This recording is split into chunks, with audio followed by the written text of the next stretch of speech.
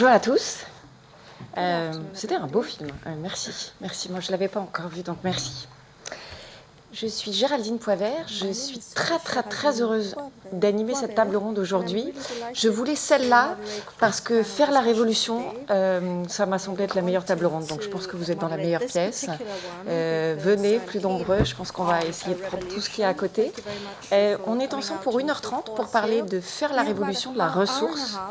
La faire, c'est-à-dire passer à l'acte. La révolution, c'est-à-dire qu'est-ce qu'il faut y aller vraiment, prendre les armes.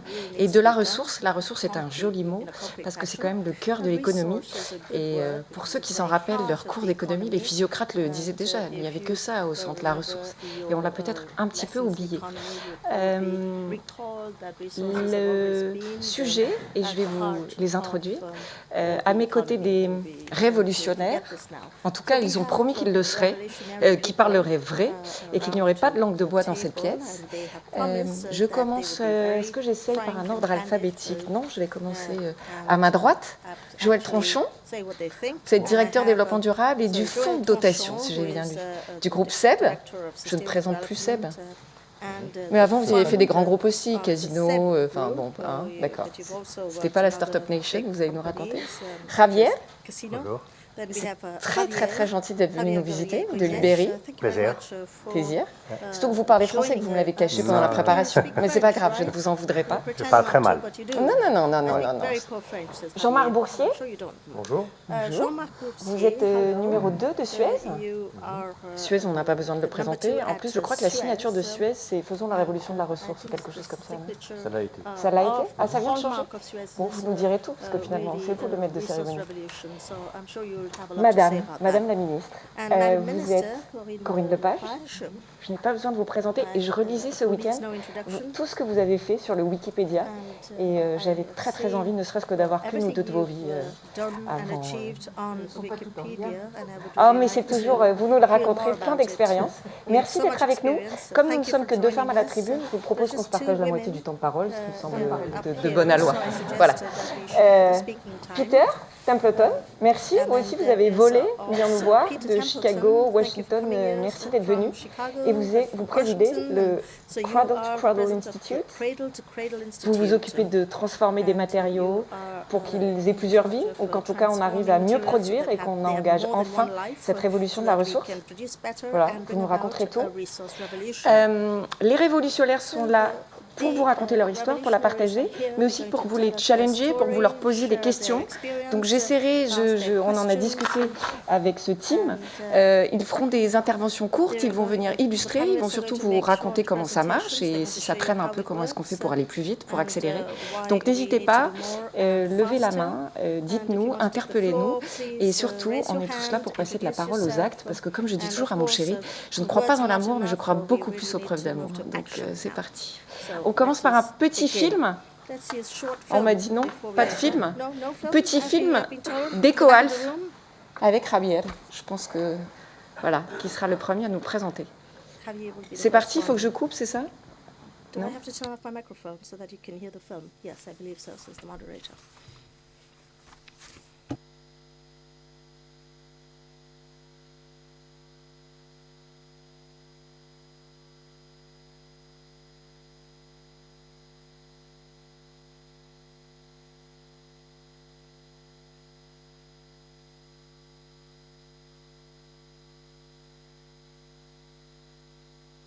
Je dois faire quelque chose?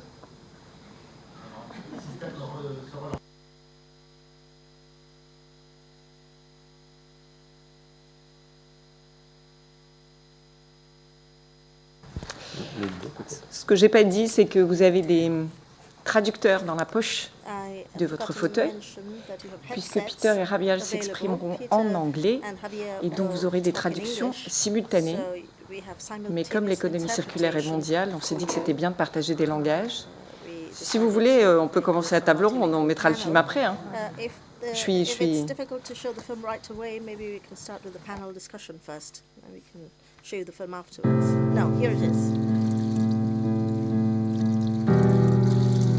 A strange and harmful species has colonized our oceans. Marine debris. Every year, more than 6 million tons of garbage is thrown into the sea, silently polluting every square meter of the ocean and killing even more marine species than climate change affects. If we continue polluting at this rate, the amount of debris in the ocean will duplicate in the next 10 years. We have to change the way we interact with nature and find solutions that ensure our planet's life expectancy. At EcoAlf, we try to do things differently, which is the reason why we founded Upcycling the Oceans, a revolutionary project meant to be carried out also in other parts of the world. Its main goal? Collecting the trash that's destroying the Mediterranean Sea and turning it into top-quality thread. To do this, we're relying on years of intensive research and development, as well as the support of those that are more familiar with these waters, the fishermen of Levante. Together, we recover 1 ton of trash per day, giving plastic a second chance. Otherwise, it would continue to float in the ocean for an unimaginable amount of years, destroying our ecosystem.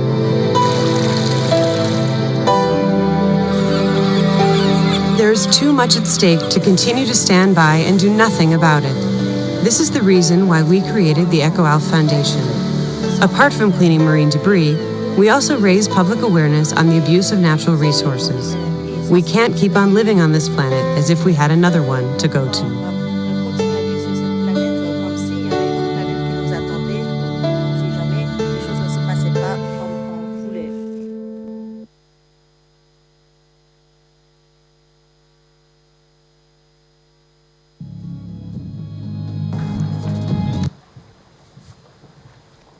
Alors, moi je suis née face à la mer Méditerranée, donc c'est un film qui me touche beaucoup. I think there's another video which explains how we transform. But I don't know if the system will. Comment on procède à la Encore. transformation des déchets.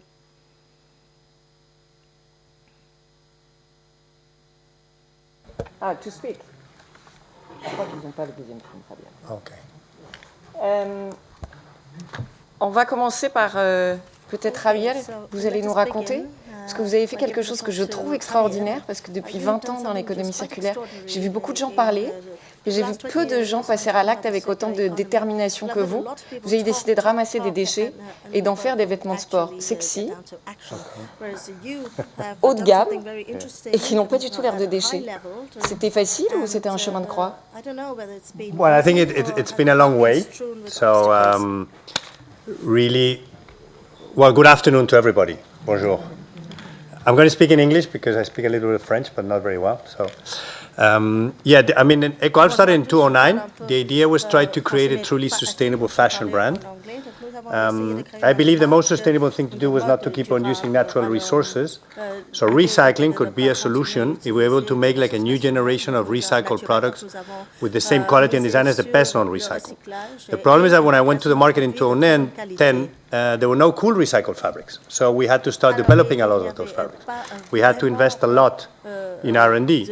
We started with an amazing woman, which lived in Taichung, like 3 hours from Taipei, who had a lot of sensibility and was recycling plastic bottles to create carpets. And she had a lot of sensibility. So with her, we started making the first fabrics. We have developed since then more than 350 different fabrics, recycled from used plastic bottles, discarded fishing nets, leftovers of the coffee, the cotton, leftovers from the factories, the wool, used tires, everything. No? So basically for EcoAlf, it's all about not using natural resources. Our mission is that, and our vision is to create this new generation of recycled products with the same quality and design as the best non-recycled. So as I always say, we don't take the old blanket of the grandmother to make a backpack. We convert the waste to get into polymer, yarn, fabrics, and products. Finally, we decided to launch this brand in 2010 under the name of my sons, Alfredo and Alvaro. So they were born, so I decided I wanted to create a brand for the new generation, because I truly believe that what you do is not enough anymore. How you do it is much more important. I think anybody can make a t-shirt, anybody can make a pair of jeans. The problem is, how are you making that t-shirt? And what impact are you producing in the planet? I think that's much more important.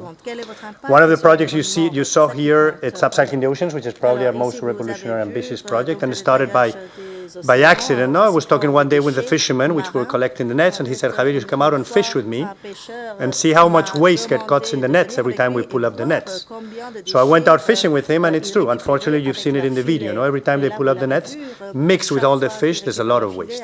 A lot is a lot. So you cannot imagine. You might think the ocean is clean. It's not. Unfortunately, 80% of the waste is not on the surface. It's in the bottom. So when a plastic bottle doesn't have a cup, it's full of water, it goes down. Aluminum can full of water goes down. Most of it goes down. So we started this project with 3 fishermen of the east coast of Levante in a little port called Villajoyosa, who I convinced them to let me put a little container in the boats and see how that worked. Right now, we work with over 3,300 fishermen. We've taken over 500 tons of waste from the bottom of the ocean, which we then convert into yarn, fabric, products, and products. No? We're also working with the government of Thailand in a 3-year program, so we're helping them replicate the project in Phuket, Samui, Koh Tao, and Rayong. And also, hopefully, trying to replicate in all the Mediterranean. We're signing with the first, we already signed with the first 5 ports in Greece. We're signing 7 ports now in Italy. The idea is to work with over 15,000 fishermen in the Mediterranean coast and do like a big cleanup project through the fishermen. I think, in what regards to me, I think fashion industry has a huge problem. I think we have a huge problem, and it's not about, first of all, thank you very much, we're still not circular economy.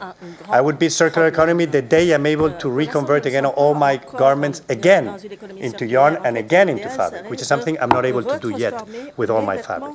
So I'm 75% circular economy, not perfect. But I think the fashion industry has a huge problem, and it's not about using recycled fabrics or sustainable fabrics. It's about a business model which is not working. I don't know if some of you know, but you need like 2,500 liters of water per every T-shirt you produce in the world. That means the water a person needs to drink for more than 2 years. And we're making T-shirts of €3, which are going to finish in landfill in less than 4 years, 70% of them. So we're buying, we're throwing, we're buying, we're throwing. But every T-shirt we buy, we throw, it's 2,500 liters of water. I don't know, and chemicals. So it's huge. I mean, we're getting the water out of countries like Africa or India and taking the water away and giving it back full of chemicals. So this is not working. I think we're in a crucial moment. I think the act of acting as if nothing is happening is not enough. I think we need to take action. What you do is not enough. I truly believe that right now, if you're not part of the problem, you're not part of the solution, you're part of the problem. And that fashion cannot just be about looking good. It also has to do about doing what is right and feeling good about it. Merci Javier. Sure. Petit applaudissement, je pense quand même. Parce que l'avoir fait. On reviendra sur le modèle économique, Javier, parce qu'il y a un moment où quand on parle de la révolution de la ressource, il faut quand même parler de prix des produits, de compétitivité, d'investissements qui sont nécessaires. Oui, je parle d'investissements qui sont nécessaires. On y reviendra pour l'illustrer. Peut-être, avant de passer la parole à Mme Lepage, je voulais, parce que là, nous, on fait du déchet peut-être depuis trop longtemps, mais je voulais rappeler une petite chose, c'est que, et c'était bien, Javier, parce que vous l'avez évoqué, 1975, je crois l'année de ma naissance, loi sur les déchets, première loi sur les déchets en France, structuration. Pour vous rappeler, historiquement, le déchet, on fait un trou dans le jardin et on l'oublie. C'est-à-dire que c'est l'héritage des 30 Glorieuses. On pensait qu'en fait, il n'y avait aucune limite. On avait abandonné toute dynamique. Donc, on a commencé par faire des décharges, à enfouir. Puis, on a incinéré. Mais incinéré, c'était juste de la destruction. Puis, on a commencé dans les années 90, sous grande tension, et avec des innovations et des inputs français, mais sous grande tension européenne, à se mettre à recycler. Et depuis les années 90, on parle beaucoup de recyclage. Et l'enjeu de cette table ronde, et ce qu'il faut que vous touchiez du doigt avec ces révolutionnaires, c'est qu'il n'y a pas de recyclage là où le produit n'est pas conçu pour être recyclé. Si on met sur le produit des marchés qui ne sont pas conçus pour, à part de nouveau faire un trou dans le jardin pour les oublier, il n'y a pas de moyens. Et là où je veux partager avec vous un tout petit clin d'œil, c'est qu'aujourd'hui, tout le monde vous parle de l'emballage, du plastique. Oui, mais derrière, c'est tous les produits de grande consommation qui vont être concernés avec cette même urgence de la révolution de la ressource. Et qu'aller chercher cette ressource, parce que quand les gens vous disent oui, en fait, on va faire du neuf avec de l'ancien, c'est beaucoup plus compliqué que ça. Ça coûte de l'argent, ça oblige à dépolluer ces produits. Jean-Marc vous en parlera. Donc, peut-être ayez ce spectre temporel dans la tête pour passer d'une économie de l'élimination, qui était d'ailleurs même pas un modèle économique, à aujourd'hui faire plus que du recyclage, c'est faire une boucle circulaire, c'est-à-dire faire en sorte que cette matière, qui fatalement va demander une plus grande disponibilité, parce que nourrir et habiller 10 milliards d'habitants, ça va être un petit peu plus compliqué qu'aujourd'hui. Madame Lepage, vous avez fait 1000 choses. C'est comme ça. Ministre, défendu des grandes causes, votre nom est encore associé à des lois aussi sur la pollution et l'air. Vous avez vu beaucoup de choses. Oui, j'ai vu beaucoup de choses, oui. C'est quoi le secret pour vous d'une révolution de la ressource? Est-ce qu'aujourd'hui on y est ou est-ce qu'on en est loin? Et finalement, vous qui avez tout vu, l'action économique et l'action politique, c'est quoi les triggers qui fonctionnent? D'abord, bonjour à toutes et à tous. Je voudrais dire un petit mot sur les deux mots qui servent de titre à notre table ronde, révolution de la ressource. Je voudrais revenir sur révolution. Je pense que le mot est bienvenu à double titre. Le premier, c'est que je pense que le temps des petits pas et de la transition douce est derrière nous. C'est quelque chose qu'on pouvait imaginer il y a 25 ans, 30 ans, si on l'avait fait dire on se porterait mieux aujourd'hui, mais nous n'avons plus le temps de jouer à ça. Alors, ça a l'air excessif ce que je dis, parce qu'il y en a beaucoup qui trouvent déjà que faire la transition, c'est très dur. Moi, je pense que c'est très insuffisant. Ça, c'est le premier point. Et deuxièmement, parce que vous avez raison, mais moi, je suis pas acteur économique au sens où je ne suis pas un producteur. Le fait de concevoir la ressource sous une forme différente est une révolution en soi. Parce que nous passons d'un système qui est linéaire, je prends la ressource, je fabrique mon produit, je le mets à la poubelle, à une économie qui est circulaire. Je prends une ressource, je l'utilise dans un produit que j'ai éco-conçu, je réutilise, parce que ce n'est pas forcément je recycle, c'est peut-être aussi je réutilise, et de plus en plus, je réutilise ma ressource pour en faire le même produit et autre chose. Voilà. Et donc ça, c'est en termes de conception du modèle, c'est une révolution. On change de système complètement. Parce qu'on passe d'un système linéaire à un système circulaire. Voilà, donc ça, je pense que c'est une double révolution. Et maintenant, la ressource. Qu'est-ce qui permet les choses? Je dirais, pour moi, il y a 3 grands leviers. Le premier, c'est la technique. Il faut qu'on puisse faire. Il faut rendre les choses possibles. Donc, c'est la technique, c'est l'éco-conception du produit, effectivement. Ça, c'est quelque chose qui est absolument majeur. Et savoir dès le départ ce qu'on va pouvoir faire à la sortie. Ensuite, il y a un deuxième point qui est très important. Vous en avez dit un mot, c'est le levier économique. Au mouvement des entreprises pour la nouvelle économie que je viens de présider avec Myriam Maestroni, on travaille beaucoup sur toutes les questions sous la catégorie économie externe ou des économies externes. Comment est-ce qu'on internalise les coûts? Autrement dit, comment est-ce qu'on a des produits qui ont une vérité écologique il y a 30 ans et qui restent compétitifs. Ben oui, mais si on rentrait dans un système de vérité écologique des prix, et pas seulement de vérité économique des prix, à ce moment-là, vous auriez des produits qui, plus ils seraient écologiques, au sens large du terme, moins ils coûteraient cher. Tout à fait. Bon. Or, on est dans le système contraire. On est dans le système contraire. On est dans un système dans lequel, finalement, je vais simplifier, donc c'est pas exact en totalité, mais enfin disons que c'est la grande ligne. Moins vous payez cher un produit, plus il est coûteux pour la collectivité, globalement. Et plus vous payez cher un produit, et moins il est coûteux pour la collectivité. C'est vrai pour l'agriculture bio, c'est vrai pour les produits bio, c'est vrai pour des produits où effectivement il y a un véritable effort d'éco-conception, de récupération, etc. Ça coûte de l'argent et les autres ne coûtent pas parce que dans le prix n'est pas compris le coût pour la société des inconvénients du produit qu'on utilise. Ouais, c'est ce que dit Javier. On fabrique un t-shirt, il coûte 3 balles, oui, il est c'est plein ça. de mauvaise chimie, il n'y a pas du tout été conçu pour être Non. recyclé. Et on s'en fout complètement parce que ensuite, Ça, c'est une bataille qu'il faut mener pour qu'on ait... alors, il y a les instruments de marché, il y a la fiscalité, il y a les subventions, il y a au niveau européen des tas de systèmes. Je pense pour l'agriculture à la PAC, par exemple.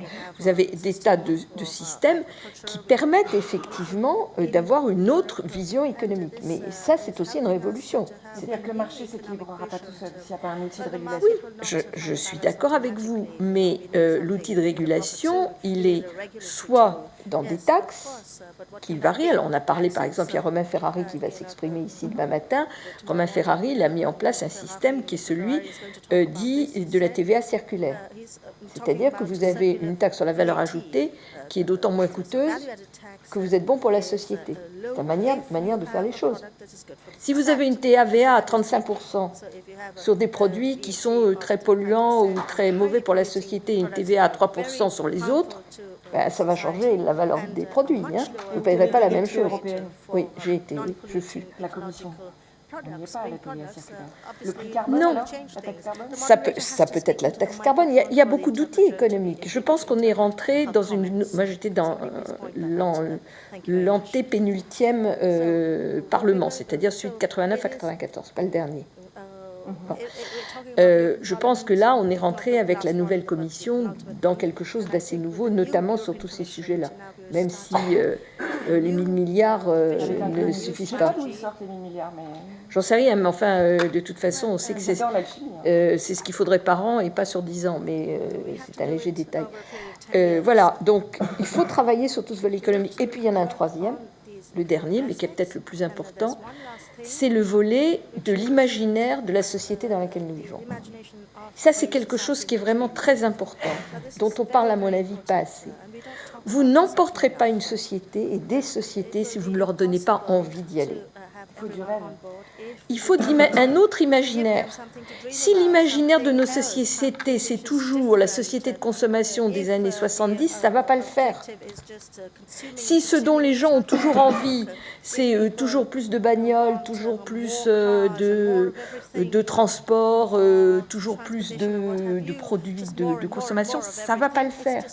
Donc on a un gros travail sur la psychologie, sur l'imaginaire, sur ce qu'on a envie. Et nos enfants nous portent là-dessus. Est-ce que faire à bien, ça fait rêver? Pardon? Est-ce que faire à bien, ça fait rêver? Oui, bien sûr. Et de mettre en avant. The moderator is speaking constantly without her microphone. It's very difficult for the interpreters to follow this discussion. Pardon. Your products, they make us dream, but do people buy when they dream? Alors, si on veut Well, obviously in fashion, it's important that your product has certain emotion behind, because I mean you're competing. I always say that it's not enough to be sustainable. I'm the first one who's not going to buy a jacket, even though I love your story. If the jacket is horrible, it fits bad and expensive, I won't either. No? So at the end, it's not enough. I think sustainable should be a must. It shouldn't be something so unique. So apart from that, you have to have design. You have to have many things. Are you more expensive than common products? Or much cheaper than some other brands. It depends how you take it. And there's a lot of brands in fashion which are much more expensive than ours and which are not sustainable. Okay. So it depends where you want to be in fashion, no? You have cheaper and you have more expensive. So price is not the point. Well, I think what is important is, first of all, we should have to start defining what is expensive, because some people think that any T-shirt on top of €6 is expensive. Because they don't see what they will pay after the $3 T-shirt. So I think one of the first things, we have to start buying less and buying better. Definitely. So instead of having 20 T-shirts of €3, perhaps it's better to have 3 of 30. Yes. Des questions, des solutions, des réactions? Vous êtes prêts à faire la révolution comme le propose Corinne Lepage? Non? Je parle la pression là. S'il vous plaît. Ouais. Ouais, merci de me donner. Évidemment, je suis complètement d'accord avec ce que disait Madame le ministre Corinne Lepage. Mais vraiment, parce que ça, on le disait il y a 10 ans, on le disait il y a 20 ans. Et c'est resté qu'une théorie. Je vais vous donner juste un exemple très concret de ce qui n'est pas mis en pratique. Je vous cite une société qui s'appelle Salveco, qui produit des des formulations 100% d'origine végétale. Donc renouvelables, biodégradables, sains, blindés de tests. C'est un chimique? C'est un chimique? Vous savez l'impact des désinfectants sur la santé, hein, le chlore, les ammonium quaternaire, etc. Et donc cette société a créé des désinfectants 100% d'origine végétale et blindés de tests toxicaux pour prouver du faible effet toxique ou pas d'effet toxique, notamment dans les maisons de santé, etc. Ben, vous voyez, cette société-là, elle paye autant de TVA que les produits chimiques, elle paye la TGAP, et pour mettre sur le marché, elle a même plus de difficultés parce que l'innovation, c'est toujours difficile quand vous sortez un peu des circuits battus. Et le comble du comble, c'est que, alors ça c'est la réglementation européenne et un peu française, mais surtout européenne, c'est que, alors ça va vous sembler pour les gens qui ne sont pas du domaine insensé ce que je vous dis, c'est que vous n'avez pas le droit de dire que ce produit désinfectant est plus sain qu'un produit chimique toxique, qu'il est sain, qu'il est d'origine végétale. Parce qu'il y a eu tellement de greenwashing que la réglementation a encadré tous les termes de greenwashing pour ne pas tromper le consommateur. Mais du coup, quand tu lances un produit innovant, tu es bloqué afin de ne pas pouvoir dire au consommateur que c'est un produit plus sain et plus bon pour lui, pour l'humanité et la santé, etc. Mais là, ce qui ressort de ces premiers échanges, et comme on est là pour faire la révolution et pas pour se lamenter, c'est que tout serait entre les mains d'un commissaire-priseur ou d'un super régulateur qui serait capable de donner une juste vision du coût et de la matière. On n'y est pas encore tout à fait. Mais donc, quelle est la mobilisation des acteurs économiques et est-ce qu'il se passe des choses? Jean-Marc, on se vous voit, on fait comme sur les plateaux télé. Vous êtes depuis longtemps chez Suez. Vous avez vu la transformation de la structure d'une boîte qui, no offense, collectait des déchets, faisait de l'incinération, à aujourd'hui, finalement, une structure qui va produire les matières de demain. Ça marche pas, les gens achètent. Les grands groupes, il n'y a pas une journée où ne se déverse pas sur Twitter 25 pledges de ça va de je vais sortir du plastique, je vais recycler mon biodéchet, je vais construire durable. Donc des promesses, il y en a beaucoup. Est-ce que ça se traduit en actes? Est-ce que ces gens gèrent? Et finalement, quand on est Suez, quelle est la limite? Est-ce que vous avez trouvé le modèle économique ou est-ce qu'il n'y est pas encore?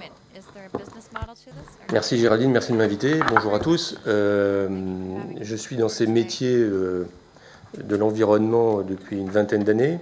On va, je crois, concentrer le débat beaucoup sur les déchets aujourd'hui, même si, ayez conscience que dans l'économie circulaire, on peut faire des choses aussi merveilleuses avec la ressource hydrique, les bouts de stations d'épuration, mais je pense qu'on ne va pas... C'est du déchet, en quelque sorte. J'aime beaucoup ce terme de la révolution de la ressource. Un jour, c'est mon ami Eric Orsena qui m'avait dit « Mais est-ce que tu te rends compte qu'il y a en fait deux significations derrière ce terme ?» C'est la révolution, c'est ce dont on a parlé, la nécessité de bousculer les mentalités, j'y reviendrai. Et puis la révolution, c'est le cercle, c'est le retour à un point de départ. C'est le corps céleste. Et donc on doit réfléchir à utiliser des choses qu'on devait historiquement mettre en dehors de la vue et de la conscience des gens pour leur donner une seconde vue. Le groupe Suez auquel j'appartiens a pris 3 décisions, et ensuite je réponds à votre question immédiatement. Notre objectif, c'est 0 déchets résiduels, 0 rejet hydrique. On veut redonner une vie à toutes les ressources hydriques qu'on aura distribuées, collectées et traitées. Et troisièmement, 0 émission carbone. Et dans ma vie précédente, j'ai été donc patron de l'ensemble des activités de déchets en Europe, mais j'ai aussi été le président de l'ensemble des fédérations professionnelles françaises et européennes, et donc j'ai été confronté à des discussions avec les pouvoirs publics pour faire de notre rêve une réalité collective. Je ne sais pas si vous avez ce chiffre en tête. La France produit au total 350 millions de tonnes de déchets. Et dans ces 350 millions de tonnes de déchets, on ne tient pas compte des bouts de stations d'épuration et on ne tient pas compte des déchets du monde agricole qui échappent à toutes les statistiques publiques et qui sont en général traités in situ par le monde agricole lui-même. Dans ces 350 millions de tonnes de déchets, il y en a 260 qui viennent des activités de construction et d'émolition, là aussi avec des problématiques réglementaires qui leur sont très particulières et des modes de traitement et de valorisation très particulières. Il reste 90 millions de tonnes qui se répartissent 30 millions de tonnes pour les citoyens. Vous savez qu'on produit chacun un peu moins de 500 kg de déchets. Et puis 60 millions de tonnes, ce sont les activités industrielles et le commerce. Et le plastique dont on parle beaucoup, et l'exemple de Ravière est absolument merveilleux, c'est 2,8 millions de tonnes de déchets. Donc le plastique est super important et auquel Suez consacre des centaines de millions d'euros d'investissement pour arriver à transformer un rêve en réalité, c'est 1% des déchets que collectivement nous avons générés en France. Alors, est-ce que ces filières fonctionnent? Déjà, il faut s'entendre sur ce que c'est que la recyclabilité d'un produit. Pour qu'un produit soit recyclable, il faut deux conditions. Un, qu'on ait une solution technique pour y parvenir, et deux, que ce produit soit compétitif. Il n'y a pas d'acteur économique dans le monde qui ait une vision environnementale suffisamment développée pour acheter un produit recyclé, recyclable ou contenant du recyclé qui ne soit pas compétitif par rapport aux produits vierges. Et même les entreprises, dont je ne citerai pas le nom aujourd'hui, qui sont des grands clients de Suez et qui ont des visions environnementales extrêmement ambitieuses, n'achèteront pas de plastique recyclé ou d'autres matières recyclées qui ne soient pas techniquement absolument comparables à du vierge et économiquement comparables, voire moins cher, à ce que l'on fait à l'heure actuelle. Le recyclage des déchets, c'est un équilibre stable. C'est un équilibre stable parce que les manières de traiter le déchet historique, appelons-les l'enfouissement, sont les plus rentables pour les entreprises comme les miennes, et c'est le moins cher du point de vue des clients. Donc cet équilibre, il est stable. Il est stable sauf si nous, citoyens, on décide de changer le monde. Et si on décide de changer le monde, alors les pouvoirs publics s'en préoccuperont et inventeront des réglementations qui sont favorables à l'émergence de ces nouvelles filières. Et ultérieurement dans le débat, je vous donnerai quelques convictions et je vous donnerai quelques idées que le groupe partage. Je voudrais juste vous donner quand j'ai commencé ces métiers dans le plastique, le groupe Suez, ça trie, ça transforme environ 500 000 tonnes de plastique en Europe. On a des usines en polyéthylène, polypropylène, on fait du PVC, on fait du PET pour les bouteilles d'eau. On a plein d'usines et on a, je crois, les usines les plus modernes au monde. Et donc, quand je suis devenu le patron de cette activité, je suis allé voir mes clients. Et le client, c'est quoi dans ce monde du plastique? C'est ce qu'on appelle un converteur. C'est quelqu'un qui récupère les polymères et qui fait une bouteille d'eau, qui fait une bouteille de shampoing ou qui fait une bouteille de détergent. Et je lui dis, vous allez acheter des produits recyclés. Et c'était 2014-2015, donc je ne vous parle pas d'un passé très récent. Et mes clients m'ont dit non. Et ils m'ont dit non pour 3 raisons. 1, on n'est pas convaincu que vos produits soient aussi parfaits que le vierge. Donc l'époque qu'on a parfois connue, où les produits recyclés étaient de moins bonne qualité, quand on a commencé le recyclage des papiers, la fibre était jaunasse, on écrivait encore avec des stylos-plumes, l'encre buvait dans le papier, c'est fini. Donc le recyclé doit être de qualité parfaite. Donc mon client me dit, je ne suis pas certain que ton plastique recyclé soit de qualité parfaite, donc première raison pour laquelle je ne vais pas t'en acheter.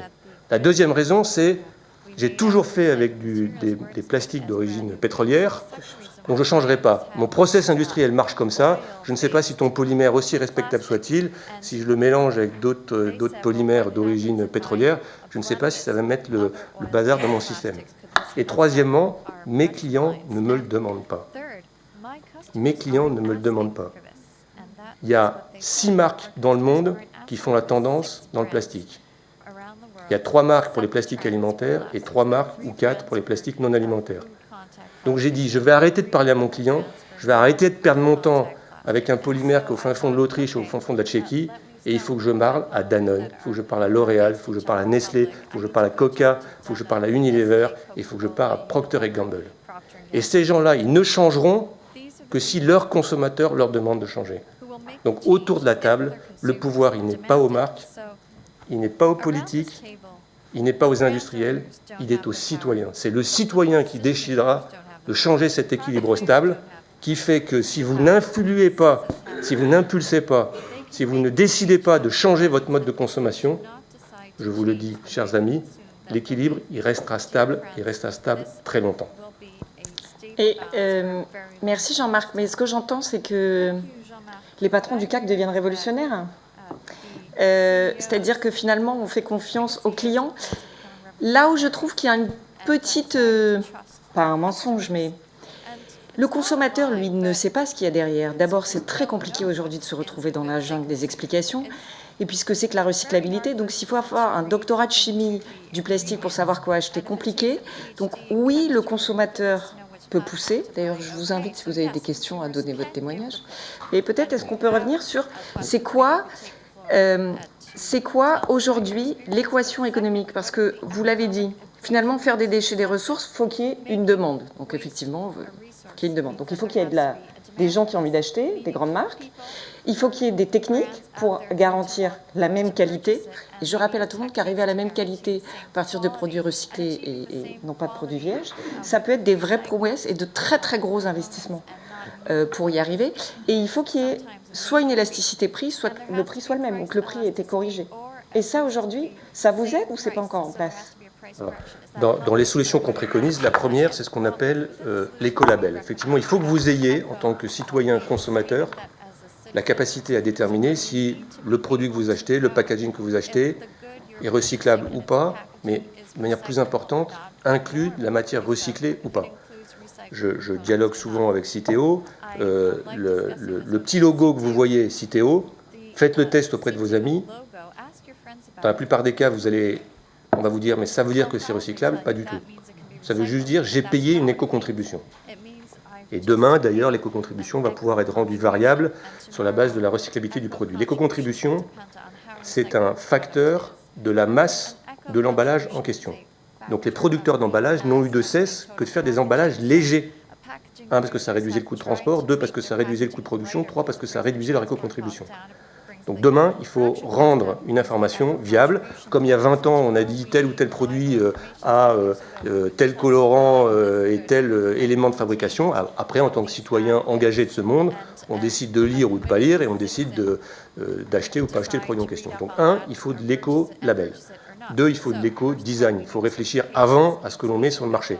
Un jour, je visite une de nos usines et on me dit « Jean-Marc, notre laboratoire a mis en évidence qu'il y avait du silicone dans notre plastique. » Bon, à part quelques blagues stupides qu'on peut faire sur l'utilisation du silicone, je me suis dit, mais comme ce sont des déchets post-consumer, comment on arrive à trouver du silicone dans les poubelles jaunes des consommateurs européens?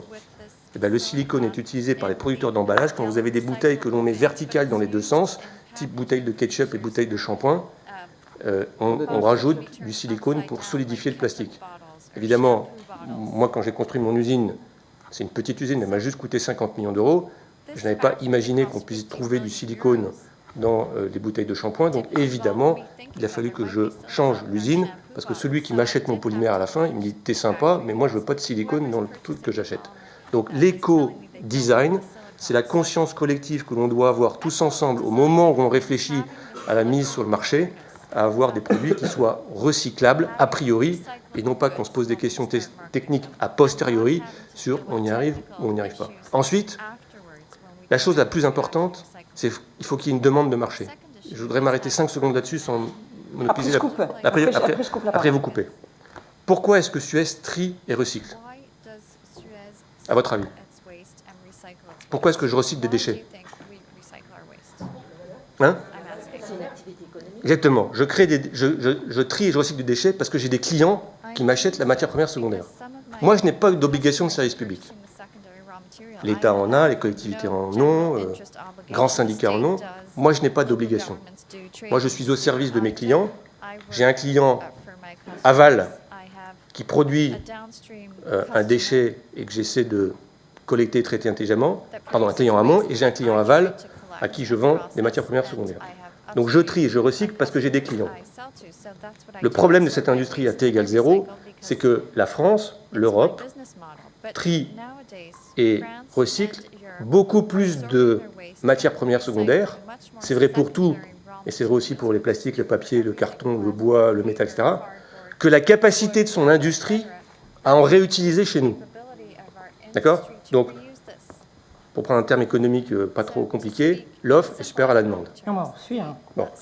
Donc, qu'est-ce qu'on fait quand on a une offre qui est supérieure à la demande? Je coupe. On essaie de 5 secondes. Non mais, attends.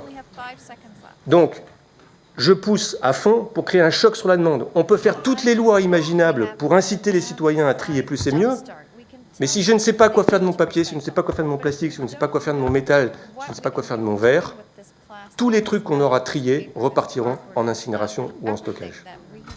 Donc il faut un choc sur la demande pour qu'on puisse réutiliser. Question, remarque, intervention, c'est maintenant.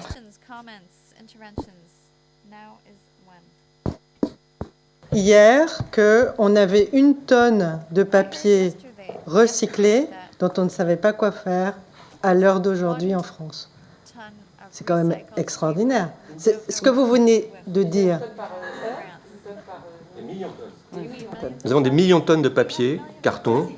Oui. Jean-Marc, laisse parler les autres. Moi, tout ça, ça m'étonne. Moi, personnellement, dans ma vie, j'ai fait cette bascule parce que j'ai rencontré un jour Pierre Rabhi et j'ai changé de mode de vie, mais vraiment à tous les niveaux. Aujourd'hui, ce qui m'intéresse, c'est d'aider les entreprises à aller plus loin. Donc, ce que vous dites est très intéressant parce que vous parlez d'enfouissement. Mais en fait, est-ce qu'en France, on a envie de voir enfouir toutes ces matières Et c'est vrai que jusqu'à présent, on a eu quand même des containers qui venaient de Chine, qui venaient ici, aux États-Unis, partout, et qui se sont dit, bah, tiens, quand on retourne en Chine en bateau, il faut bien en faire quelque chose. Donc, du coup, nos déchets partaient ailleurs. Donc, je crois qu'il y a quand même une question aussi d'une économie mondiale et de la gestion actuelle de cette problématique mondiale. Parce que si j'ai bien compris, c'est bien parce que la Chine a dit stop aussi qu'on se retrouve avec des... Oui, oui. Bien sûr. Alors, la Chine a dit stop aussi parce qu'elle est en train de faire de manière non démocratique, et pour le coup c'est une révolution, sa révolution de la ressource. C'est-à-dire qu'elle a décidé de dire je vais collecter mes propres déchets et merci d'arrêter de m'envoyer votre merde. Ce que vous dites est intéressant. Pour avancer, on tourne autour dans cette révolution de la ressource de 2 choses, de 3 choses. L'envie des citoyens, de notre surmoi, de notre inconscient.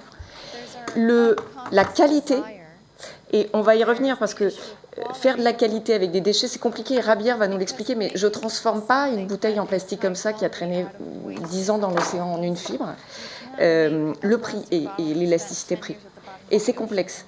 Cette économie, elle est certes mondiale, mais tout le monde n'a pas les mêmes drivers. Et peut-être je pensais que Jean-Marc le dirait, mais petit élément de complément. On parle beaucoup de recyclage. Il y a ce fantasme-là dans la ressource du recyclage. Mais il ne faut pas oublier qu'on est dans des pays très développés, qui ont des infrastructures de recyclage. Mais si vous êtes une grande marque qui est embouteillée, et que d'un coup vous arrêtez d'embouteiller vos bouteilles, vos produits dans du verre, et que vous le faites en plastique, alors qu'en Afrique, à ma connaissance, il n'y a pas une installation de collecte de tri, c'est un petit peu limite. Donc il ne faut pas non plus fantasmer que ce que nous avons en Europe, ou dans certains pays émergents, on l'a dans le reste du monde. Donc pour recycler, il faut qu'il y ait des infrastructures et des circuits de collecte. Sinon, en fait, tout ça finit dans les sols et finit dans la mer. Donc, petite correction. Ce qu'on a dit, c'est que notre industrie, c'est-à-dire à part le papier. Pour le reste, on a aussi une France qui s'est, d'une certaine manière, désindustrialisée. Et on n'a pas forcément la capacité à recycler. Alors les autres... Oui, mais je pense que la révolution, les acteurs de demain, ils sont là. C'est qu'on peut réindustrialiser. Et le choc, le Green New Deal, c'est aussi faire revenir des industries anciennes qui vont travailler avec des nouvelles matières.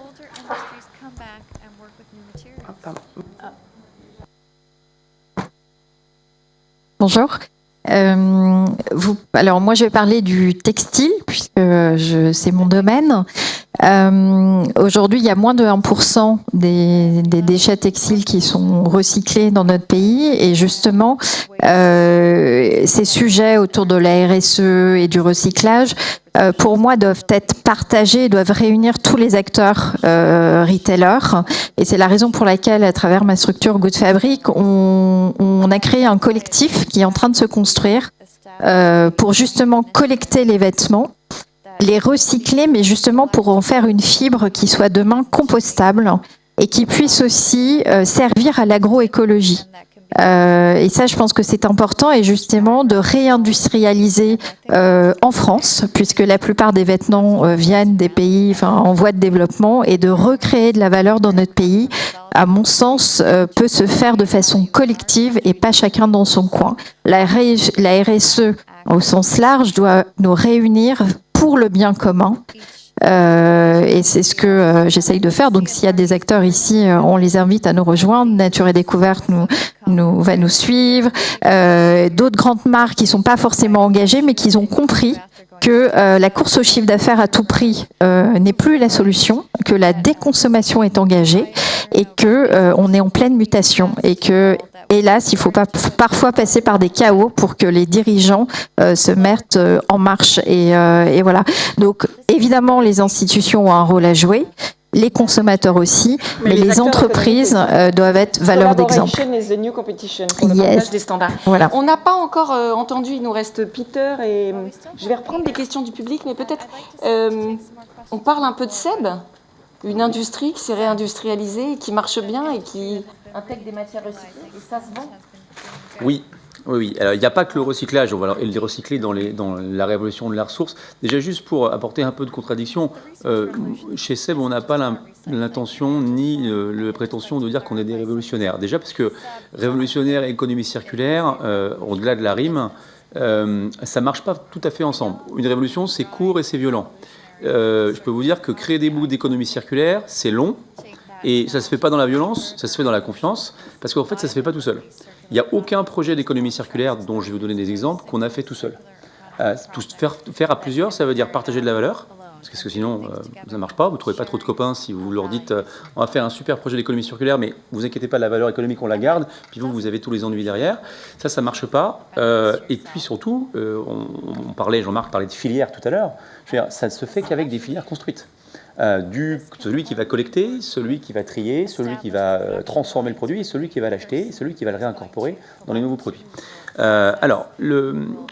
Pour faire la révolution de la ressource dans un monde quand même de produits qui n'était pas connu il y a encore 20 ans pour être un modèle du genre en matière de ressources et de préservation des ressources. C'était même le contraire. Le petit électroménager, c'était même le produit par excellence de la société de consommation. C'était... tout le monde s'équipe, les classes moyennes, les années 50, toute cette merveilleuse époque qui est terminée, heureusement. Donc tout ça, faut bien voir qu'il fallait casser, et Corinne parlait tout à l'heure, Lepage parlait des imaginaires, il a fallu casser quand il y a 15 ans, on s'est mis à dire non mais le petit électroménager, en fait, c'est réparable, et nos produits sont réparables. Il fallait déjà casser dans la tête des consommateurs l'idée que ça l'était, et que c'était possible, rien que ça.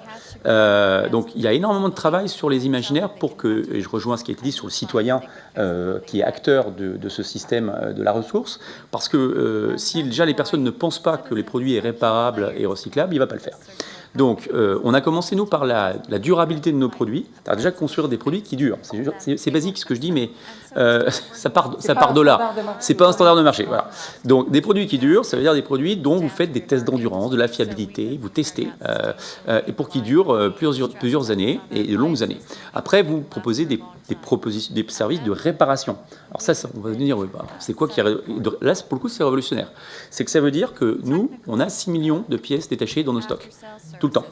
Vous achetez un produit SEB aujourd'hui, pour 93% de nos produits, donc pas 100%, mais 93%, dans le monde, vous aurez, même si on arrête le produit en fabrication demain, on va pouvoir vous envoyer... Vous avez anticipé la loi, quoi. On les a, ces pièces détachées, parce qu'on a aussi des usines. Ça a l'air d'être tout bête, mais on ne fait pas d'économie circulaire si on ne sait pas comment on industrialise des usines, parce que ça ne marche pas. Dans une économie sans usine, vous ne pouvez pas faire des boucles d'économie circulaire. Par exemple, quand on recycle, on fait des opérations de recyclage pour le coup de nos poêles en aluminium, il y a de l'aluminium à l'intérieur, l'aluminium ça vaut 1 500 € la tonne, donc ça vaut le coup de ne pas l'enfouir et ça vaut le coup de le recycler. Surtout quand vous le recyclez, vous économisez 95% de carbone par rapport à l'aluminium vierge. Donc c'est fantastique.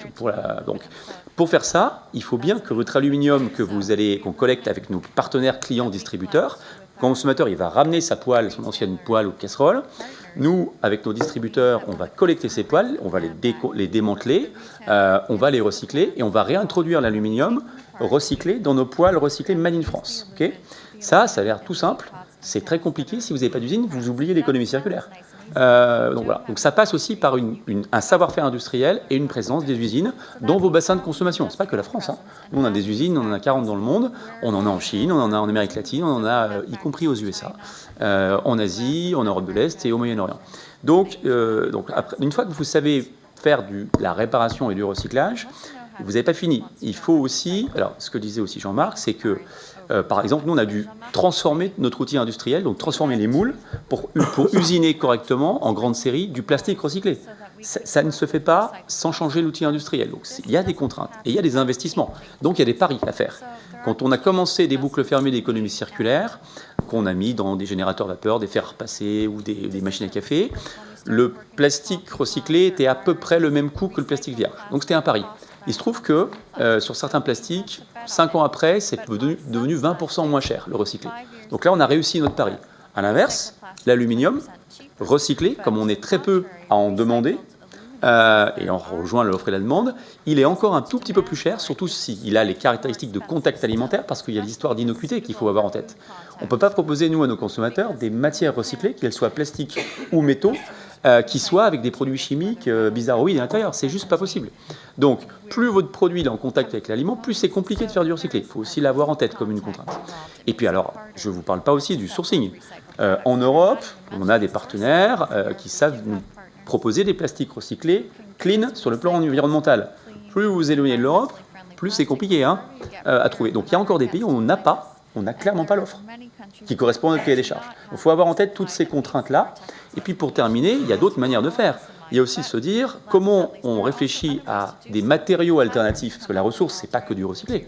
C'est aussi comment on imagine, par exemple, des produits demain d'électroménager où on utilise plus de verre, plus de ressources qui soient renouvelables, qui soient moins issues du pétrole, etc. Donc ça veut dire aussi des efforts de R&D extrêmement importants pour demain imaginer des nouveaux matériaux alternatifs pour les mettre dans nos produits d'électroménager, dont je rappelle, nous on en vend 12 par seconde dans le monde.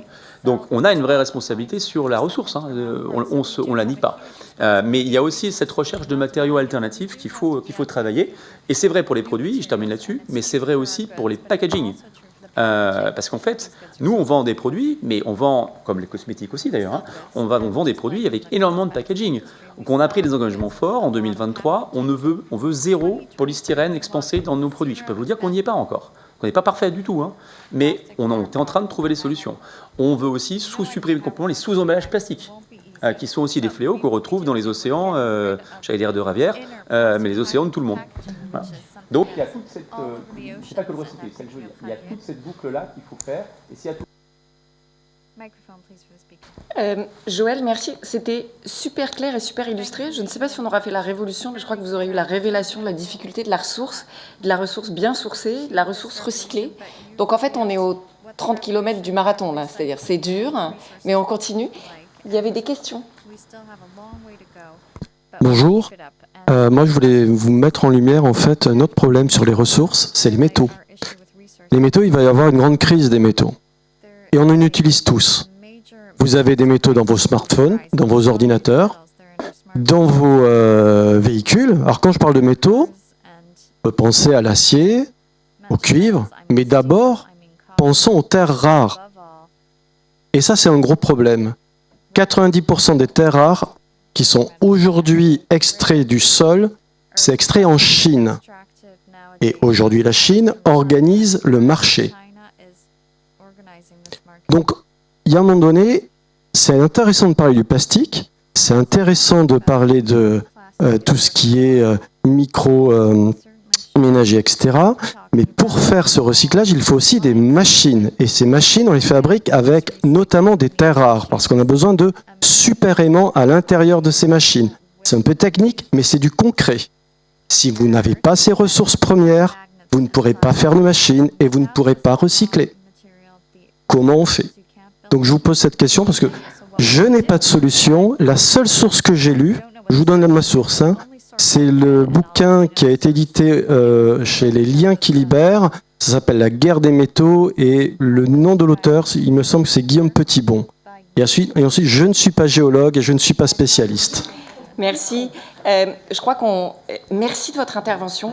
Je crois qu'on parle beaucoup des plastiques parce que c'est une bonne illustration de plastique, mais ce qui vaut pour le plastique vaut pour absolument tous les matériaux, tous les produits de consommation.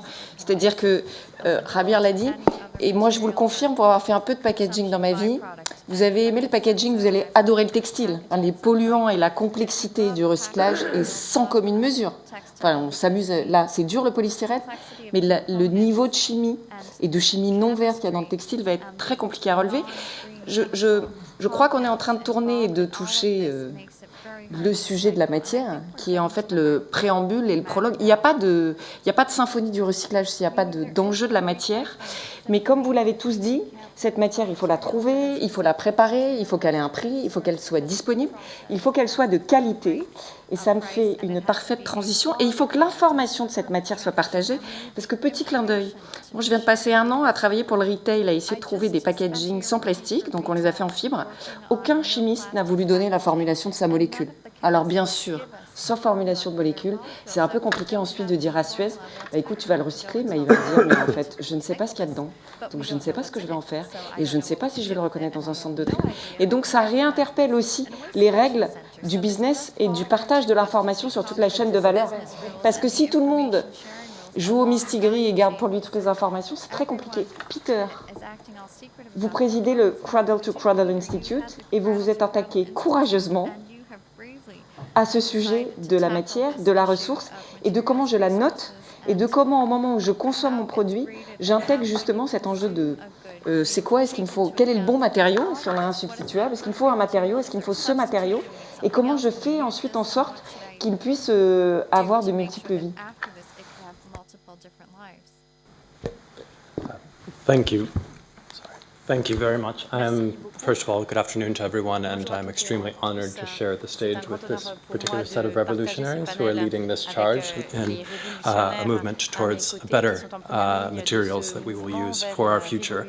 I want to applaud those of you for the steps that you're taking already, because I think it's incredibly important that we're seeing that there is progress being made in this space, and that is due to the commitment and the innovation that's being shown, and the examples that you're setting are absolutely instrumental for us to show that there is a path forward. One of the biggest challenges I think that we face in the revolution that we have ahead of us is simply the magnitude of the challenge that we're trying to address, the complexity. We're hearing that in every single question that has come up today, that folks are paralyzed by that complexity. And that is something that, again, those of you that have taken the brave steps forward deserve to be recognized very much for that movement, and we want to use your examples to inspire others. The work that we do at the Cradle to Cradle Product Certifications Institute is exactly about that. It's establishing a framework that allows us to take the revolutionary ideas that we have and put them into action when this truly becomes a revolution, and how it is that we organize that and allow there to be a stronger method behind these addressing these challenges. So in the scope that we address, we're looking across the full spectrum of potential impact categories of the material health of products, product circularity, looking at the carbon impacts, renewable energy opportunities, water stewardship, and social fairness, to ensure that the products that we're producing are going to be safe, responsible, fair, and circular. And we have to look at all of these different attributes in combination if we're really going to be able to address these larger issues, because the opportunities that we have to reuse materials really are tremendously impacted by the choices we made about the materials that we used in the first place. And so this does become a design question, that we have to understand what it is that we're using in the design of our products and be thinking about not just first use, but next use, and how that gets reused, and what are the cycles that are put in place to do that. That challenge in and of itself can be overwhelming, but we want to be able to find ways to put these principles that are so powerful into practice. And working with manufacturers, we can help really show some progress and addressing the urgency that Mr. Lepage has shared before, because this absolutely is essential for us to undertake it at this point in time. So I'll address just a couple of key points around this that I think are really compelling. For us, when we're looking at the challenges in front of us, we have to be looking at this collectively. We have different points of influence, every single one of them. As individuals, obviously as customers of products, we have the opportunity to influence, but also within the organizations and the roles that we play. And we want to be able to empower these decisions, better decisions to be made at every step along the way. Part of the work that we do is, of course, when working with product manufacturers, is helping them understand the scope of influence that they have themselves, but across their supply chain. It's critically important to understand that it's not only the consumer consumers who often don't know what's in the products, but even the manufacturers themselves don't know what's coming from their suppliers. We have to have greater transparency and visibility and more influence over those choices over time. And in order to address that, we have to realize that just looking at the carbon-related impacts across the supply chain are 4 times as great across the supply chain as they are within the operations of the individual manufacturers. Yet only a quarter of corporations are currently addressing their supply chain and the targets they're setting on GHG emission reductions. That's in one instance, one that has high visibility and a lot of momentum and a lot of frameworks behind it. What are we doing across this broader complex set to have a better understanding of what's happening across the supply chain and how we can influence it and what those outcomes are going to be? And that again is why we try to establish a framework that can help address those issues of what is coming into the system and how it's used. So in the context just of the conversation around moving to a new economy, a circular economy that will address these issues, we have to be looking first and foremost at circular sourcing. What is it that we're doing to create demand, to drive the value for these products, to show that there is going to be a market if we actually have these available. So in the products that we're producing, how are we able to use materials in a second and perpetuate them in future uses? Then circular design. What is it that we are doing to design products that will have perpetual uses and how they can be designed for disassembly or refurbishment, and some of the steps and examples that we've used here to ensure that those products, once they've gone through that use, are going to have new life beyond that individual use.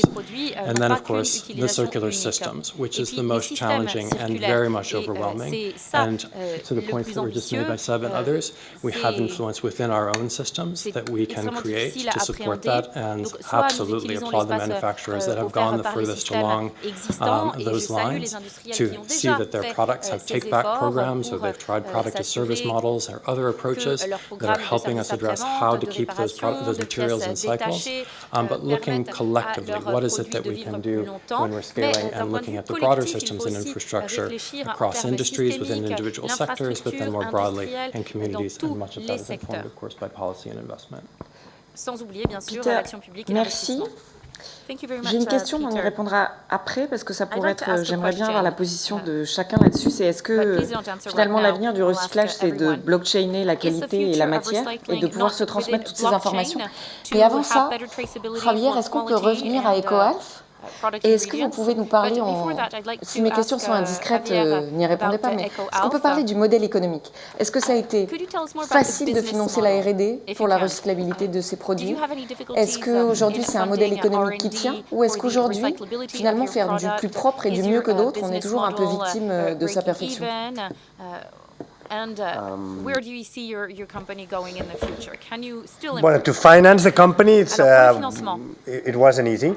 So to be honest, it's all private finance. So we never received any help from the government or European Community, so it's always been private. Okay. And then regarding our upcycling the oceans, the EcoAlf Foundation is also about donations and other companies or foundations who help us, or philanthropists.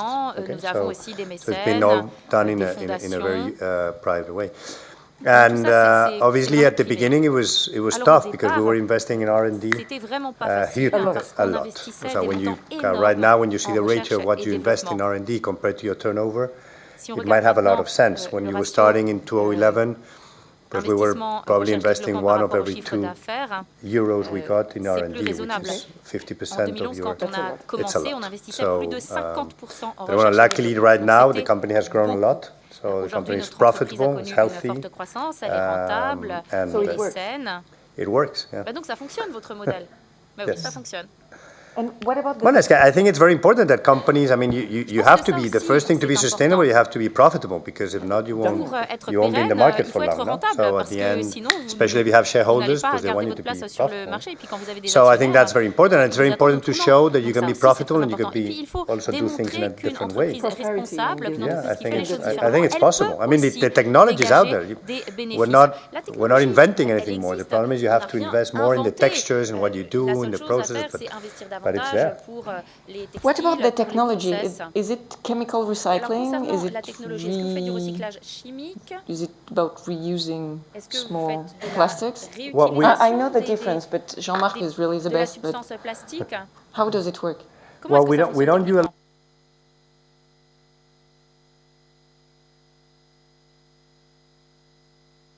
We're now working a lot in chemical recycling because to finish the circular economy of our products, yeah, I think to be able to convert again those fabrics again, we need chemical recycling. But it's not something we've been doing so much right now. So for example, with the cotton, basically what we do is we get the leftovers of the factories, which is millions of tons of waste, and then we separate them by colors.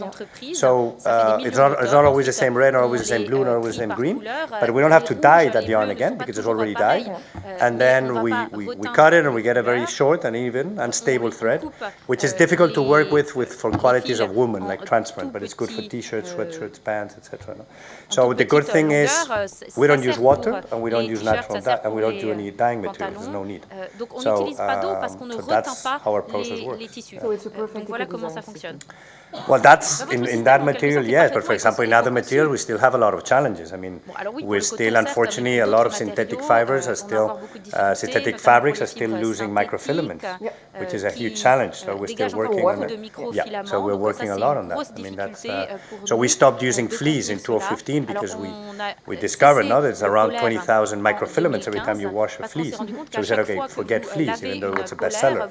But even though our fabric, which are made with continuous filament, they still throw some microfilaments to the system. So there's still a lot of work to be done. Well, we're trying. Peut-être pour revenir sur la matière et les standards. Madame Lepage, vous avez beaucoup travaillé du côté réglementaire. Qu'est-ce qu'aujourd'hui le marché est extrêmement résistant à communiquer ces informations aux différents échelons de la boucle de valeur. Et si les gens ne se parlent pas dans la boucle de valeur, ça va être très compliqué de faire une économie de la ressource. C'est un problème général qui touche à ce qu'on appelle le secret des affaires, qui a pris beaucoup d'extension au cours des années récentes. C'est-à-dire qu'on est dans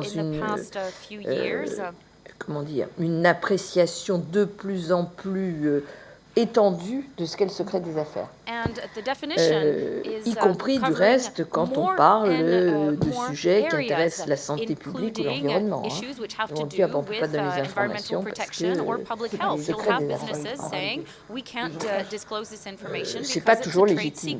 Bon, c'est vrai qu'on vit dans un monde de compétition. Il faut bien comprendre que l'espionnage industriel, j'emploie un gros mot, enfin quelque chose qui existe, on n'est quand même pas chez les bisounours. Donc on peut comprendre qu'une entreprise ait envie de protéger son savoir-faire, c'est assez normal. Mais c'est vrai que s'il n'y a pas du tout de partage de données au niveau de l'aval, ça devient extrêmement difficile de traiter les produits. Et en fait, on pourrait passer au-delà de ça si on était dans des entreprises intégrées. C'est-à-dire finalement, c'est le même groupe qui fabrique et qui réutilise après. On est en interne. Bon, à partir du moment où on est dans un marché ouvert, ça peut pas fonctionner comme ça. Alors je sais pas, j'ai pas du tout la solution.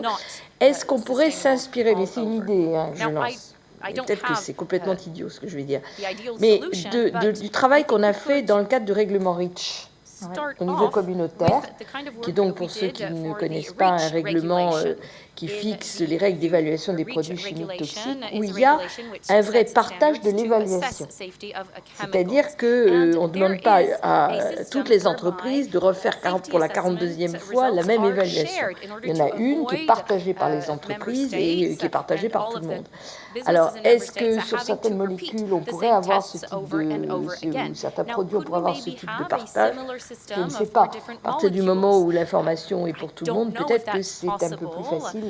Honnêtement, je n'ai pas la réponse à ça. Juste un point que je voulais souligner, parce qu'on n'en a pas du tout parlé. Quand on parle de la révolution de la ressource, là, pour l'instant, on a, depuis le début de cette table ronde fort intéressante, on n'a pas du tout parlé de la quantité. La révolution de la ressource, c'est aussi la sobriété. C'est-à-dire d'utiliser moins de ressources. Et ça rejoint ce que disait monsieur tout à l'heure à propos du bouquin, qui est un bouquin maintenant, je dirais, très partagé de Guillaume Pitron sur les terres rares.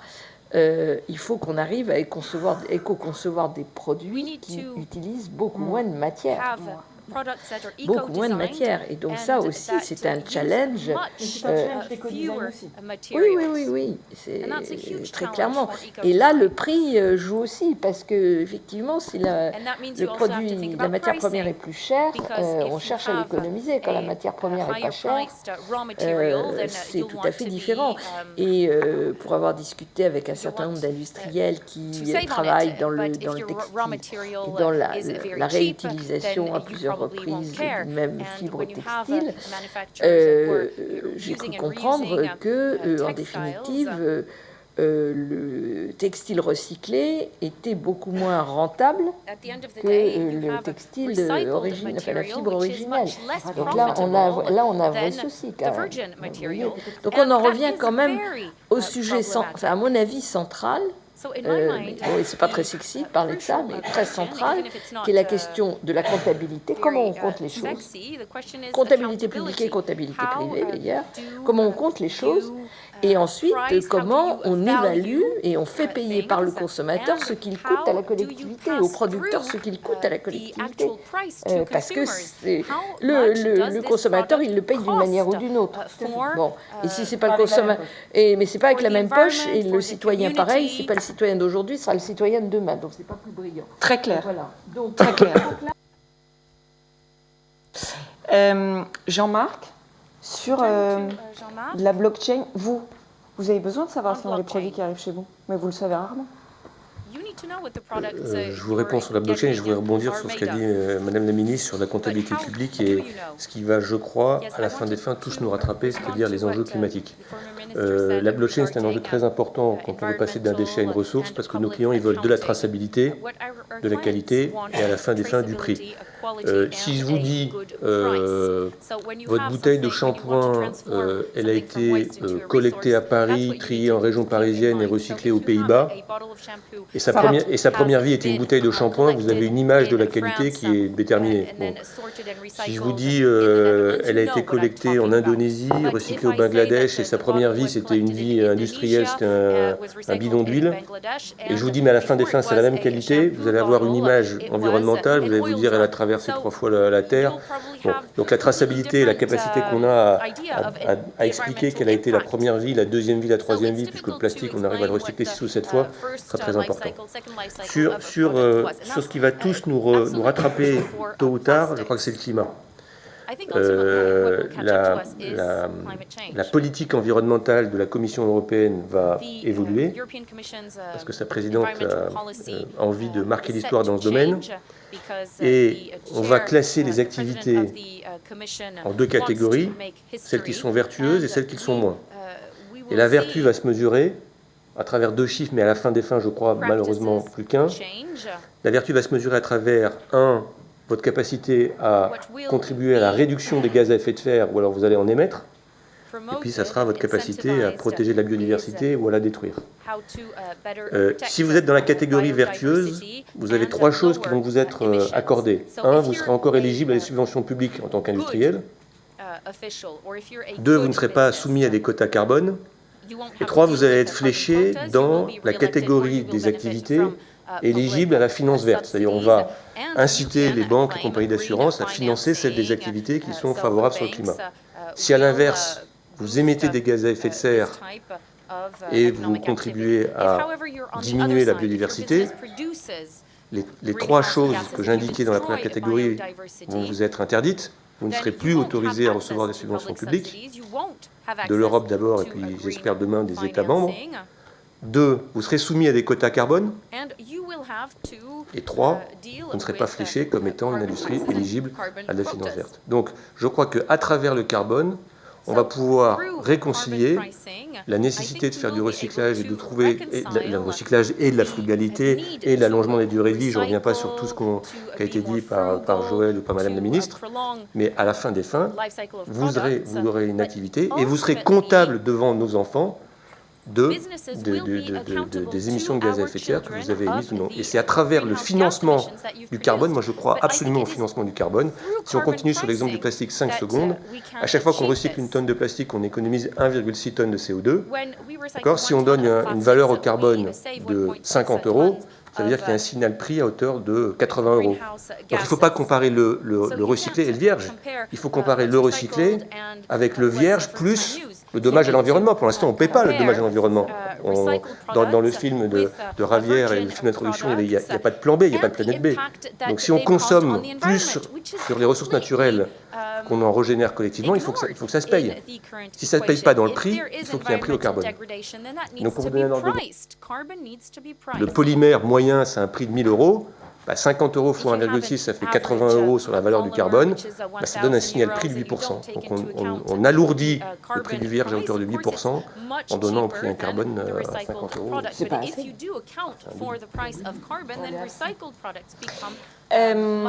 Jean-Marc a parlé de vertu, de comptabilisation, ça vous inspire?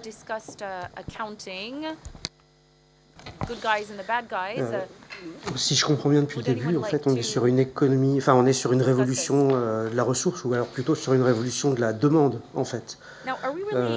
Puisqu'on voit que ce qui va tirer le marché, ça sera la demande, si j'entends ce que disait Jean-Marc Boursier. Moi, je me demande, dans le contexte actuel, je serais intéressé pour avoir votre avis et votre vision. On est dans un contexte qui est quand même compliqué. Il y a une acceptabilité sociale de la hausse des prix. Si on parlait de 50 € là, par exemple, mais on a vu que quelques centimes à la pompe, ça pouvait très vite générer quelques tensions dans un pays. Et puis, donc il y a une acceptabilité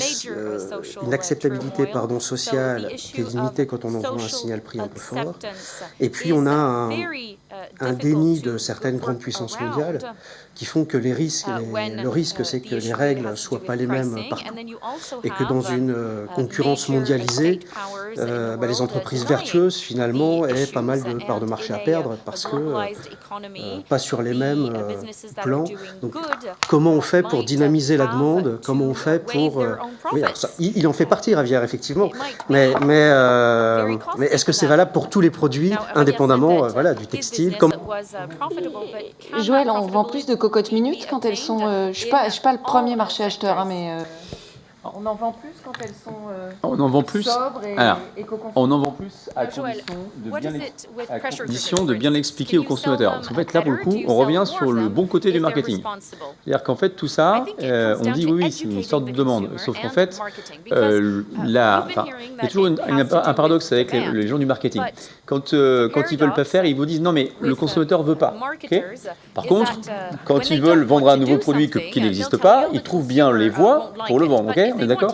Donc, voilà. Donc, du coup, alors, il se trouve qu'aujourd'hui, les marketeurs, ils ont quand même compris qu'il y avait une demande réelle et durable de produits bons pour la planète. Et voilà. Donc ça, pour le coup, on va dans le même sens. Mais pas depuis si longtemps que ça, y compris chez Seb. Donc ça, c'est quand même très positif. Donc oui, ça se vend bien. Nous, on mesure, on a fait des enquêtes pour... et d'ailleurs, ça a évolué beaucoup. Il y a 10 ans, on disait aux gens, le produit, on va communiquer sur le fait que le produit est réparable. J'avais quoi? Première réaction? Quoi? Ah non, on ne va pas communiquer que c'est réparable parce qu'on va croire que le produit tombe en panne plus que ceux de nos concurrents. C'était ça qu'on disait. Aujourd'hui, 90% des consommateurs disent, une marque qui dira que le produit est réparable, on veut l'acheter. Donc, en gros, c'est une préférence d'achat, donc c'est un bon signe. Donc, ça se vend. Voilà. Le recyclé, pour les raisons qui ont été évoquées tout à l'heure, problème de traçabilité. Qu'est-ce qu'il y a dans votre recyclé? Donc là déjà, alors, a priori, une dernière étude qu'on a fait en Europe, c'est 70% des consommateurs qui disent c'est bien d'avoir parce que il y a plein d'exemples sexy, comme les fringues de Ravière, donc il y a des choses qui font envie. On rend désirable le produit avec Patagonia, etc., avec du recyclé dedans. Par contre, dès qu'on se rapproche de la chimie, de l'alimentation, là, beaucoup le recyclé, c'est déjà moins. Donc ça dépend beaucoup des types de produits et on a besoin des imaginaires désirables comme ce que fait Ravière. Parce que s'il n'y a pas des gens qui rendent sexy le produit recyclable et vertueux sur le plan environnemental, eh bien, il y aura toujours une suspicion.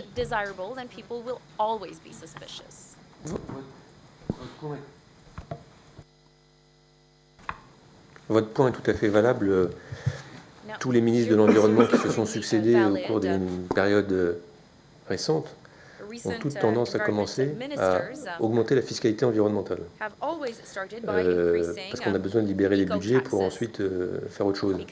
Mais je ne suis absolument pas convaincu d'une fiscalité punitive. Donc il faut trouver un juste équilibre entre convaincre le citoyen et lui donner un petit signal clé. Donc j'ai défendu évidemment, comme Madame Lepage, l'idée d'une TVA à taux réduit, non pas pour les produits recyclables seulement, mais pour les produits qui incorporent du recyclé.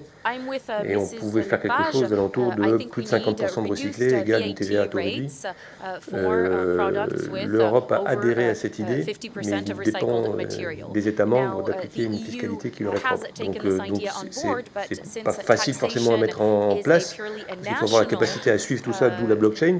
La plupart du packaging étant fait en dehors d'Europe, il faut qu'on ait la capacité à mesurer le taux d'incorporation de recyclé. Mais il faut trouver un juste équilibre entre j'alourdis la fiscalité des produits vraiment pas vertueux et je donne un signal prix positif à ceux qui le sont plus pour que le consommateur soit incité à aller vers eux, bien évidemment. Dans la ligne de ce que vient de dire M. Boursier, le système du bonus-malus, c'est très bien. Hein. Oui, il faut qu'il soit appliqué avec justesse, naturellement. Mais là, il y a une acceptabilité puisque vous avez le produit qui est moins cher et puis vous avez effectivement une incitation forte à faire. Il y a le deuxième petit point que je voulais dire pour répondre à la question de la mondialisation, qui est évidemment une vraie question. Je pense qu'il serait un peu temps que l'Europe prenne conscience qu'elle est le plus grand marché de consommateurs solvables du monde. Voilà, c'est un peu idiot de dire ça, hein, mais voilà, si on a le courage de nos opinions et de dire, écoutez, vous voulez venir sur notre marché, ok, mais c'est à telle et telle condition. Sinon, vous ne venez pas. Je rappelle quand même, quand on a voté REACH, on a eu des pressions démentielles. Hein? Oui, et des États-Unis aussi, en disant, mais attendez, on ne viendra plus chez vous, etc. Qu'est-ce qu'ils ont fait? Ils ont appliqué et ils vendent chez nous parce qu'ils appliquent REACH. Et ils n'ont pas trop le choix.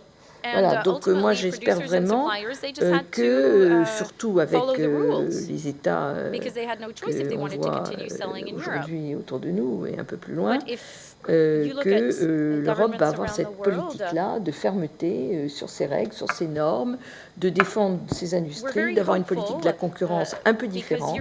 Là, ça nous entraîne sur d'autres sujets. Non, mais c'est... Au lieu de détruire nos entreprises à nous, parce que voilà, ce ne serait pas tout à fait. Je sais pas que je défends la non-concurrence, hein, mais que je trouve que c'est souvent un cheval une alouette, quoi. C'est-à-dire qu'on va laisser passer des trucs énormes d'autres pays, et pour nous, on va avoir une attitude d'une extrême rigueur. Bon, je pense que le temps est venu de faire les choses un peu différemment. Enfin voilà, ça c'est un point de vue tout à fait personnel. Non, mais c'est un vrai point de vue de marché. Effectivement, faire la révolution de la ressource, ça assume aussi ça veut dire aussi assumer qu'on a un très grand bassin de consommation qui est une vraie ressource en lui-même. Hein. Donc utilisons-le. Des questions? Voilà. Alors en fait, le titre, c'est la révolution des ressources. Et moi, je me dis, mais au fond, cette folie qui fait qu'on consomme de plus en plus, elle n'est pas si vieille que ça. Elle date des années de votre naissance, d'ailleurs, probablement. C'est pas de votre faute, hein, mais en tout cas, c'est des années 70-75 où, moi, je me souviens, on allait dans la maison de ma grand-mère. Elle avait une grande maison, elle chauffait sa pièce. On avait des bouillottes quand on arrivait et on chauffait pas toutes les pièces à la fois. Aujourd'hui, on ne pense même pas à ça. Et du coup, je me dis, est-ce qu'un retour au bon sens, ça pourrait pas être aussi le titre de cette table ronde? Et puis le deuxième point, il y a un secteur dont vous n'avez pas parlé que je trouve très important dans l'utilisation des ressources, c'est le secteur immobilier. Et on a un très très beau patrimoine en France, en Europe, et plus on parle d'écologie, plus finalement je vois des maisons se construire alors qu'on a un patrimoine qu'on n'entretient pas. Est-ce que là, il n'y a pas une prise de conscience profonde à prendre? Alors, Stéphane Bern s'en est déjà emparé, mais aidons-le.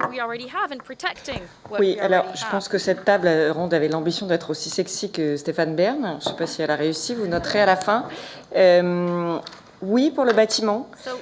De ce que j'ai pu voir pour y avoir un petit peu travaillé, le bâtiment aujourd'hui a besoin de beaucoup de rénovation énergétique, ce qui est son premier sujet. À chaque fois qu'on essaye de faire passer une loi pour dire que le propriétaire va quand même être obligé de mettre tout ça aux normes, ça ne marche pas. Donc il y a aussi peut-être un peu d'injonction paradoxale qu'on s'impose un petit peu à nous tous et à nous-mêmes. Je vois, j'appuie quelqu'un en parle. Merci. Bonjour. Du coup, en fait, tout à l'heure, j'essaie de répondre à la question de Monsieur Boursier qui nous disait, qui nous interpellait tous pour nous dire c'est à nous en tant que consommateurs qu'il faut agir. Et du coup, Madame Lepage a un peu apporté une partie de réponse que je souhaitais apporter. Parce que le sujet, la révolution de la ressource, pour moi, c'est avant tout de moins consommer. Parce que on a, voilà, des océans. Votre vidéo est assez marquante quand on voit qu'il y a plus de plastique que de poissons dans ce qui est remonté, ça fait peur. Et je ne sais pas l'âge des gens autour de cette table, si on est ici, on est des gens sensibilisés à ces sujets-là, mais qui concrètement agit vraiment en se disant, en fait, super, je recycle. Le recyclage, pour moi, c'est la dernière étape de la loi qu'on appelle les 5 R. Il faut d'abord penser à moins consommer. Et ça, c'est un sujet, c'est assez difficile de l'entendre d'un point de vue économique. Voilà, je travaille dans une entreprise de l'immobilier. La question des déchets de l'immobilier, tous les jours, voilà, elle arrive et on se demande comment on va faire. Mais en tant que consommateur, déjà, les gens ne savent pas choisir ce qui est le plus sain pour leur santé. Avec Yuka, on arrive à avoir des solutions. Comment choisir le meilleur plastique? Quelle option se propose aux gens qui ont l'habitude d'aller dans les supermarchés lambda? Si on veut arrêter sur le plastique, on va dans des sources d'approvisionnement différentes au marché, voir un agriculteur. C'est pas possible pour tout le monde. Et encore, c'est pour les gens qui ont, comme nous autour de cette table ici aujourd'hui, qui en dehors d'ici est capable de le faire et qui ici le fait vraiment en fait. Donc je pense que déjà le premier sujet, c'est de se poser la question de nous-mêmes. Quels sont nos modes de consommation? Est-ce que justement il ne faudrait pas consommer moins, mieux? Et oui, effectivement, il y aura un impact sur l'économie parce que dans ce cas-là, il y aura peut-être moins de plastique à recycler, donc moins de ressources pour Suez. Ce que fait Seb, je suis sensibilisée, je vais chercher des produits qui sont réparables, les repair cafés, tous ces genres de choses. Je préfère réparer plutôt que d'acheter. Et du coup, l'impact sur l'économie, je suis sur une économie d'usage derrière et pas de consommation. Et en fait, il y a des... La démographie rattrapera votre baisse de consommation. Sur ce beau message, parce qu'on me fait signe que... Je voulais remercier l'auditoire de grande qualité. On peut continuer les échanges. Je ne sais pas à quelle heure ils nous mettront dehors. Je voulais remercier les révolutionnaires. Je voulais rappeler que Peter Templeton est le grand spécialiste du green building avec Cradle to Cradle.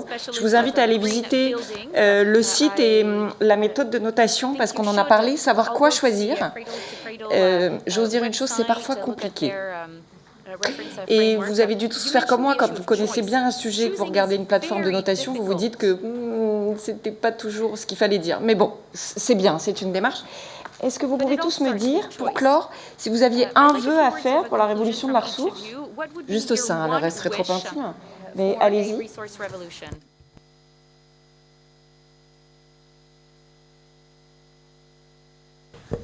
It's hard to boil it down to one wish, but when we walked by the tree, we wanted the whole tree. Just see the big tree where you are supposed to put all your wishes, and I told him that I wanted all the tree because I don't want trees. But I think our collective wishes are important. I think the points that have just been made here are especially critical because it's too easy for us to defer the responsibility here. It is absolutely a collective responsibility. We can't put that on the individual. We can't put that on corporations. We can't put that on government. Collectively, we have to come together. And a big piece of that is going to, again, as I said before, recognize the influence that we have. And whether that's being revolutionaries and protesting and demanding more action, or whether that's making better choices, being smarter consumers ourselves, it still gives us some power and influence over this. So I would like to see that every one of us takes that responsibility to heart and does what we can to have that influence and learn from each other. The examples that we have here today are just a small fraction of the millions of powerful steps towards progress that we're making in this space. And I think that all of the work that's being done here needs not only to be celebrated, but it needs to be used to inspire more action. Okay, that was a long wish.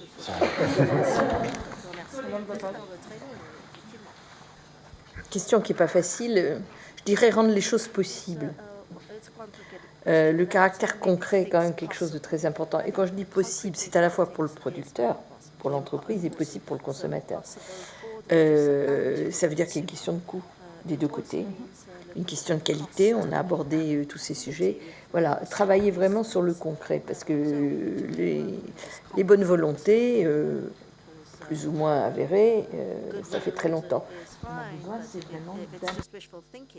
Ce dont on a besoin, c'est vraiment d'un passage rapide à l'acte.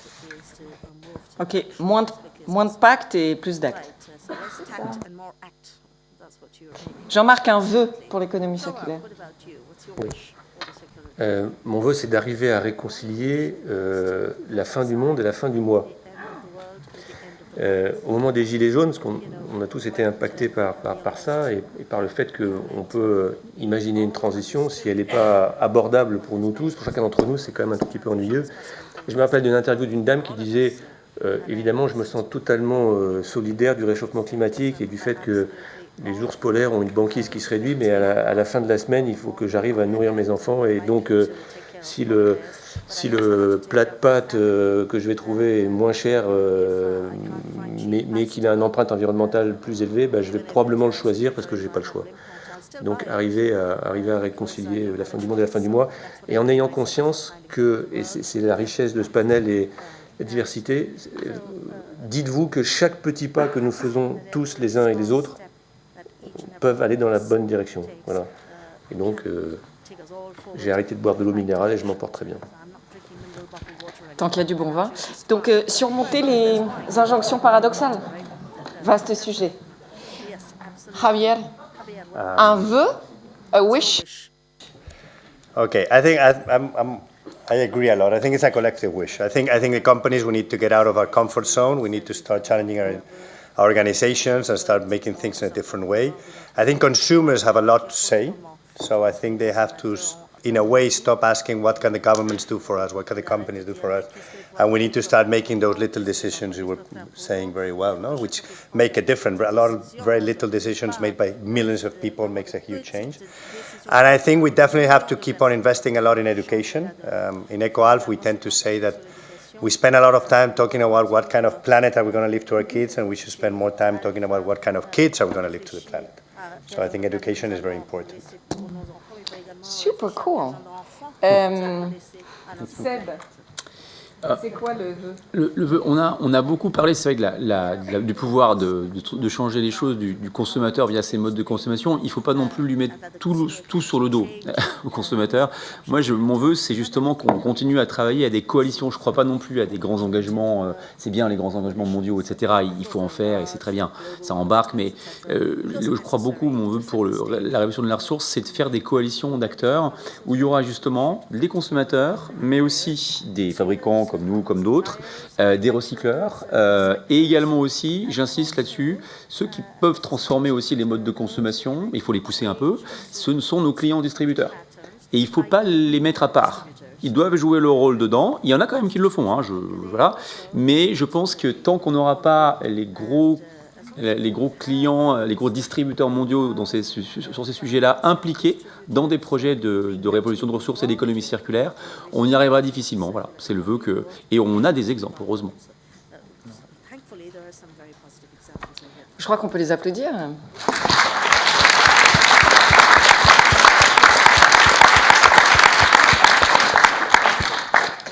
Merci à vous tous. Voilà. Et moi, mon seul vœu, c'est n'oubliez pas tout ce qu'on s'est dit parce que le passage à l'acte, ça commence dès maintenant.